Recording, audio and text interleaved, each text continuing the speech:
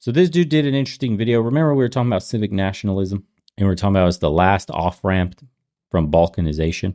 And if we don't make something happen and reinstitute, American culture into all the mass immigrants that live here and stop the carve-outs, that essentially we're going to have a horrible time governing this country. And you can already see the division. So he says you don't want a second U.S. Civil War, what it would look like. Let's see. I want to begin this video by saying I'm deliberately being as unbiased as I can. I have my own opinion. This is from Civilian Rifle, another small channel. Dude, YouTube's been recommending me just small channels On a lot of these matters, but ultimately, this video is to convey the horrors of what a second U.S. Civil War would actually look like. It wouldn't be on a farmer's field 20 miles away. It would be at your doorstep, and it would affect every single person you know. This is purely a scenario-based video with the hopes of dissuading this type of event from occurring. Peace is the best option for all of us. The United States is no stranger to division. From its founding to the modern day, it has grappled with competing visions of what it means to be American. From the ideals written in the Federalist Papers and the grudges between early American political figures, to the competing view of the direction our country should go, division has grown worse over the last 1 to 2 decades. But what if those divisions boiled over into something far worse? A second Civil War. This isn't a distant hypothetical for some. It's a fear whispered in heated debates, on social media, and in the quiet of homes across the nation. Today we explore what such a conflict would look like.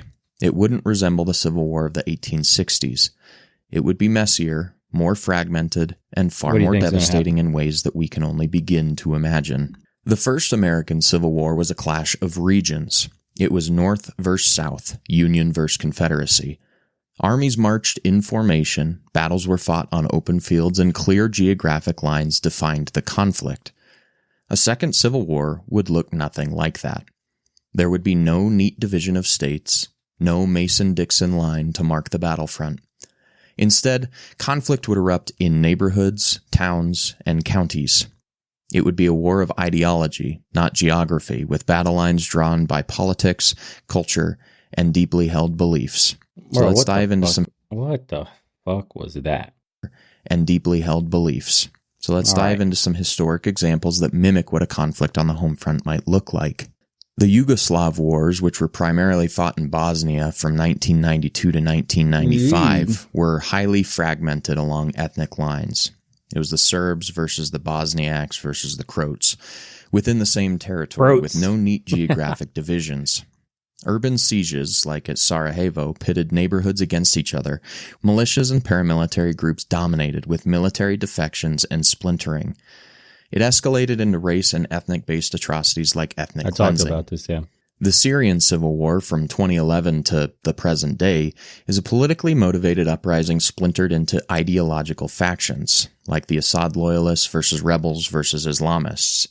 It's a county-level conflict with local areas controlled by militias and urban versus rural areas. Massive military... Yeah, I think the people that are talking about national divorce and stupid shit like that have no idea what they're really talking about when they say shit like that. Or the leftists when they say, that Trump or MAGA, they're fascists, he's worse than Hitler. All this stupid shit and they're inciting violence. I mean, look what happened to Charlie Kirk. So... that kind of language, that rhetoric is insane that it's happening. And they're trying to open the doors for something like this. Someone said nothing ever happens. Well, something did happen. Someone got assassinated in public. They're trying to literally assassinate the president again. I think there was an attempt on him again. They found a sniper's nest from what I was reading. And they managed to dismantle it. You got people shooting at ICE from perched rooftops and all this. The No Kings March, that's another one that's happening. Right? We have an insane political climate right now, and all funded internationally, by the way. Remember, they showed who was funding the No Kings March. It's the usual people, Soros and Arabella and, all these other leftist, Marxist, whatever backers. This is really just to destroy America. All the policies from the left have been instituted by foreign Juan in Sydney is adversaries. $5.15. Hello Bao, I'm a fan from Colombia, a native. What's up, brother? I want to become a digital nomad myself to live in other South nations. But the only way would be freelancing for US companies. It's a big risk, but what do I think? If you do the digital nomad stuff, you're just, you have to get paid in dollars or whatever it is that your business is, the service or whatever you're offering online. It just has to eclipse whatever your local average salary is. You don't really have to get paid in dollars. You can get paid in euros. You get paid in whatever it is. It doesn't matter what you get paid in. It's just the salary has to be high. Typically, online work can give you a high salary. But freelancing for U.S. companies, I would try to find a different way to make money and not relying on the freelancing of those companies. Because with the advent of AI, they're going to try to replace you. Just know you're on the clock unless you work for yourself. Fragmentations like defections to opposition groups and ethnic escalation targeting the Kurds and Alawites, foreign intervention and proxy militias amplify the chaos in this conflict. Oh yeah, what I was saying is the people that are pushing for the quote national divorce conversations really don't have America's best interests at heart. I think they watch too many movies. They don't know what it's like in the real world. If we were to really have a true civil war, which would be like handing fucking Russia and China a golden ticket. Like, yeah, let's destroy ourselves. It's not like we hurt them in the process. We literally are only hurting ourselves, destabilizing ourselves. The only way you literally take down America is like this one angle. And somehow this is the angle, the only angle that's being pushed right now. Isn't it fucking suspect to anybody else? No, you need to stamp out this national divorce conversation. That's treason talk. That's what that is. The Myanmar Civil War from 1948 to the present day was a politically triggered coup that led to ethnic insurgencies. It fragmented with hundreds of local militias in rural versus urban pockets, with military defections to People's Defense Forces, and no unified fronts, but county-level resistance. Additionally, there's the Iraq Civil War, the Second Congo War, the South Sudan Civil War, the Troubles in Northern Ireland from 1968 to 1998, and the Lebanese Civil War from 1975 to 1990. All of these examples illustrate how such wars often devolve into prolonged, low-intensity struggles with economic disruption, civilian targeting, and international meddling, mirroring the digital, militia-driven, and racially charged elements in our U.S. scenario. They rarely end decisively and instead simmer through ceasefires or exhaustion. Now, back to the home front. Imagine this. A protest in a small town turns violent when armed groups from opposing political factions clash. A county sheriff refuses to enforce a federal mandate, declaring their jurisdiction a, quote, sanctuary. What's going on in Portland right now? The fact that the state or the city police are refusing to help ICE, providing no help whatsoever to the federal agents, is already almost like, you could say, an open insurrection right there. We're having a constitutional crisis before our very eyes. People don't even know. They're like, oh yeah, it's just liberals. The woke liberals are just like defying the federal government. Those silly guys. Like, this is not fucking normal. That shouldn't be happening. And I don't think Trump is responding properly to that shit. Because if they get an idea to do this, I think I talked about it on the private community with the guys, we're giving them ideas to literally openly defy the federal government. And what stops them from escalating by like creating a block? For example, like imagine the entire West Coast aligns to ignore the federal. That's a constitutional crisis. Yeah, that's treason. These people should be fucking tried and arrested. For one side's ideals. Across the country, neighbors turn on neighbors. Not because of personal grudges, but because of what they post online, what flags they fly, or what candidates they support. This wouldn't be a war of grand armies, but of militias, vigilante groups, and lone actors. It would be fought block by block, with violence flaring in unpredictable pockets. The splintering of the U.S. armed forces would be one of the most alarming features of such a conflict. The military is trained to serve the nation as a whole, but in a deeply divided society, loyalties could, and frankly, would, fracture. Some units may align with political factions, while others refuse to engage altogether. National Guard units, often under state control, could find themselves at odds with federal orders. Imagine a scenario where a governor calls up the guard to protect a state capital, only for federal troops to be deployed against them. Deserters, defectors, and rogue elements within the military could form their own factions, further muddying the waters. Additionally, this fragmentation would extend beyond the military. Like law enforcement agencies already stretched thin in times of crisis, would face similar divisions. Some police departments might side with local communities while others enforce federal or state directives. The result? Authority where no one knows who's in charge. It won't be good. In some areas, vigilante groups or private security firms might step in to fill the void, escalating tensions even further. A modern civil war would also be fought in the digital realm. Social media platforms all... Oh, we'd be absolutely cooked. Do you know how much propaganda Russia and China would push?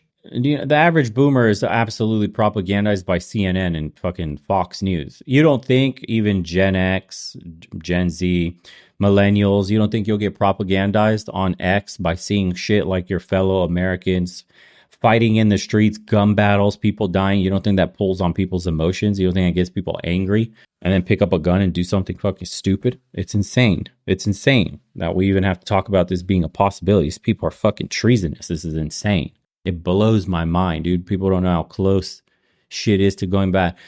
Just look at the No King's March over what? You lost with a mandate on top. The dude's doing mostly, okay. You can't really say you're getting what you voted for because basically Israel's getting what it voted for. But what you can say is a lot of the policies that the left are angry at Trump for, a majority of them is what people voted for on the right. So in that sense, you can say he's just doing what people elected him to do. If anything, he's not going far enough, and that's pissing MAG off. You know, like Epstein files, that's one of them. So if we have 50% of the country, or whatever the number is, that are absolute, like, they're butthurt.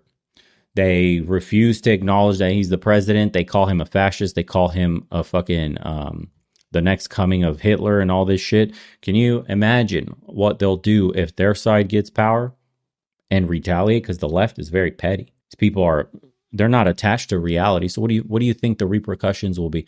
The retribution that's awaiting everybody who does not agree with their censorious nature. If that's like, what was it under Biden? You couldn't utter a wrong pronoun. They practically fucking wanted to arrest you on the spot. People were losing jobs.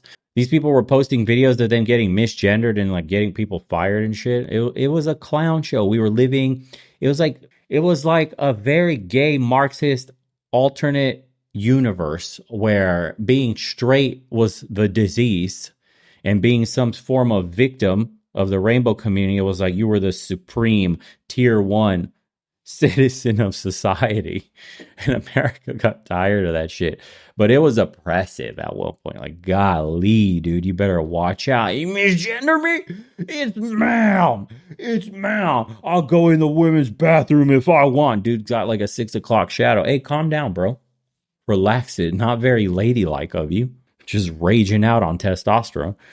Already battlegrounds for ideological warfare would amplify division.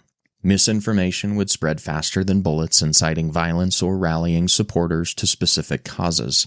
Cyber attacks would cripple infrastructure like power grids, water systems, or financial networks, leaving entire regions vulnerable.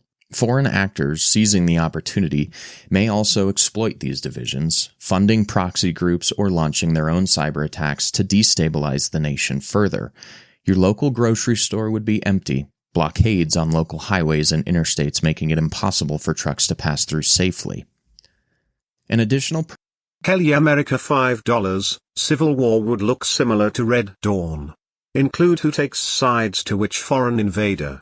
The rural area will be what's last defended or stronghold. And what's messed up is, like, when you think about a civil war and what would it look like and what would happen, you understand that they would also get armed the way we arm rebels in other countries. Like, you understand, like, weapons, crates, shipments just start coming through the border unchecked, and all of a sudden this side's got a bunch of guns, bunch of heavy equipment they shouldn't have, and all of a sudden, right, you're in a proxy war, and you don't think Russia, you don't think China would be arming whatever side makes sense for them to arm, and then you're just destroying your fellow man over what? Stupid. So stupid. Prospect is the potential for race-based escalation. Political Oh, division yeah, in then the the U.S. race-based often shit. intersects Yeah, I forgot about that. Then you have race-based violence too, yeah. with racial and ethnic tensions. A civil war driven by ideology could quickly spiral. I'm just thinking about all the outside funding, all the outside power brokers that are ripping the country apart because they benefit from it. But then you have the race-based stuff too, yeah. It's literally one of the major problems with Spiral this. into violence targeting specific communities in specific areas of the country. Extremist groups might exploit these fault lines, Yep. framing their fight in racial terms to recruit or justify atrocities. We've seen how quickly rhetoric can inflame prejudice. Now imagine that rhetoric backed by weapons and a breakdown of law and order. The consequences could be catastrophic, tearing apart the social fabric in ways that take generations to repair. The economic fallout would be immediate and severe. Supply chains, already fragile since COVID, could collapse under the weight of localized conflicts. Food shortages, fuel rationing, and disrupted trade would hit urban and rural areas alike.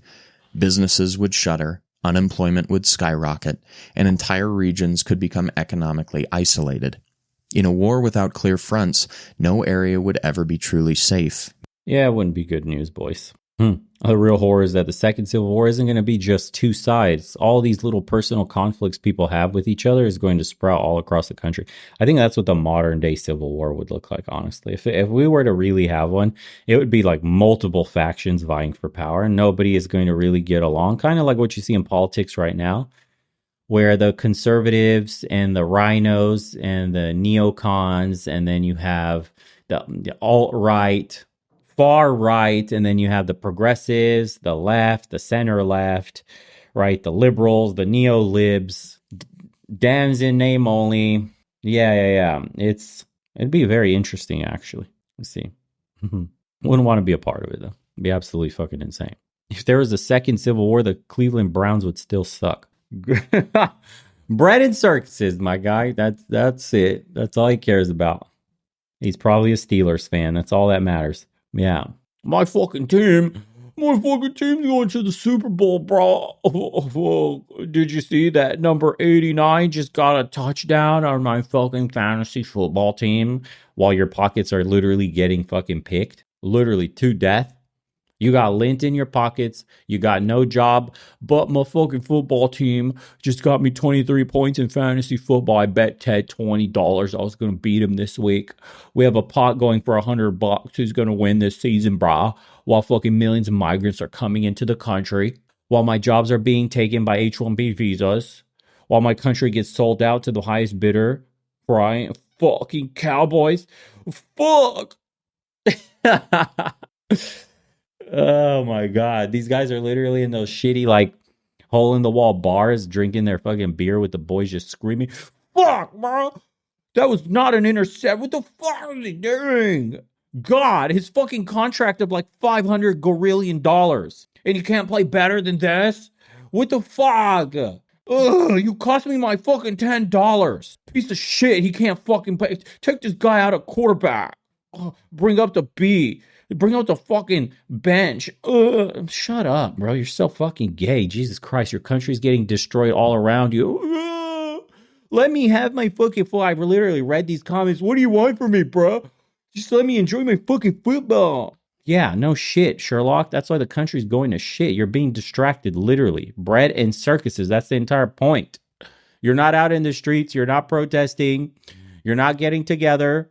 You're not actually running for office locally. There's no civic duty in your body. You just only care about whose fucking gay team is winning, doing what? A bunch of dudes in tights. That shit was cool when we were kids, bro. Great. You're a grown-ass fucking man. You got responsibilities. You have duty. Nah, bro. Who's playing this weekend? Oh, it's Tuesday night. What is that? Who played last night? It was Monday Night Football. Who played? Who played, bro? Who played? And then recite to me all the stats. You know how many men live these quiet lives of desperation with their shitty fucking jobs, bitching that their fucking bosses don't care for them and don't give them raises, but they can recite 30 different fucking stats about who did what and how many points and scores and the stat sheets and all this shit. And you hear these guys literally reciting stat sheets. They're all together I have this story and I'll never forget it. These fucking dudes, literally, they're reciting stat sheets, bro. Like, you got 2.3 here and like just 7 point there, and you got 2 turnovers. You sound so fucking gay. Let me tell you, I was at I think it's called Shadow Mountain in Phoenix. There's a resort there, a high-end hotel. And I don't know what was going on, some international event or regional event or something like that. A bunch of golfers, they had come through and they were golfing. It was like some rich person shit. I went there. They have a restaurant. It's got really nice food, at least it used to be. And I was there enjoying a meal. And I'll never forget, it was like 20, 30 dudes in the conversation. You know, some of the guys were just spread across with all their women as well. Their women were sitting at the center table, all the women together. The birthday girl was like 40 fucking years old. Looked incredible for 40 years old. This woman was well taken care of. You could tell that she'd been with this dude for years. Wilsa 23 $5. Bo, look up. I'll get to that in a sec. Hold on, bro. And she was well put together. They're dressing nice. The dudes are all loaded. Like, you know, they had the like, ha, ha, ha, ha, that rich person laugh, you know, like these motherfuckers were worth millions of dollars. And the mentality of these guys and what they were talking about was literally making money, investments, deals being closed, flying around the world to close, businesses that they were thinking of starting, shit like that, products. Not one word was uttered about sports team this, must score that, stat sheet, fantasy football, none of that whack shit. Not one. And the woman whose birthday they were all celebrating and they had gotten together, there had to be like 20 people. She was 40-something years old. Dude, stunner for 40. Absolute stunner. And she was sharing a fucking, I forget what she was even eating. For her birthday, was sharing a squash with her BFF. Squash. This bitch had that kind of discipline to share a squash on her birthday. No wonder she looked the way she did. And she was trying to stay attractive for her man. Because everybody was balling there. The watches alone said, fuck you. Okay? So later in the day, so this was in Scottsdale, I believe Shadow Mountain, Scottsdale area. I can't even fucking remember. I go to a Wingstop. Giant fucking mosquito. I go to a Wingstop. That's what I get for keeping the door open. I go to this like Wingstop in Tempe. And if you know about Tempe in Arizona, Tempe is the college town. That's where ASU is and all the, you know, party crowd is in the younger side of the city. And the Wingstop spot is right there in downtown Tempe where everybody's walking and shit. And that is your lower income class America. The little sports bar / restaurant. And bro, I'm surrounded by blue collar dudes, regular schmegular guys, low end office workers, or whatever other fucking work they're doing. And the conversations, do you want to know what they are? All the screens are literally filled with sports slop. And the conversations are, fuck, this player XYZ fucked me. His shit, god damn it, he can't fucking catch Butterfingers. The other conversations were literally dudes in a circle bitching, my fucking work, my goddamn boss, he said something about this goddamn, he doesn't give a shit about me. I've been at this company for 10 years. They don't appreciate the work I do for them. They don't see the value in what I bring to this company. Bitching and talking about sports, bitching, literally moaning about their shitty jobs and their shitty bosses and their shitty pay. And then I will never forget this, a 20-year-old. This chick was 20 years old in her, quote, prime years with fat. She had Daisy Dukes on, and you got a muffin top, bitch. You are you're muffin topping it up at 20. I just saw a 45-year-old that would absolutely wreck you in attraction. You're 20 in your prime with muffin tops eating burgers and fries. 20 years old. Same with these dudes' women. They look like fat wildebeest that absolutely zero self-esteem, zero fucking discipline.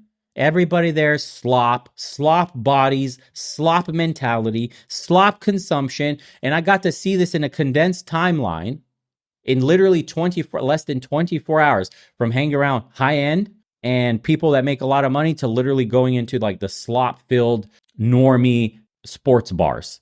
And to see the mentality, the way the people act, the way they speak, and the way what interests them, the things that they're interested in versus the normie slop. And then you start to get this idea of like, holy fuck, this is why you're poor.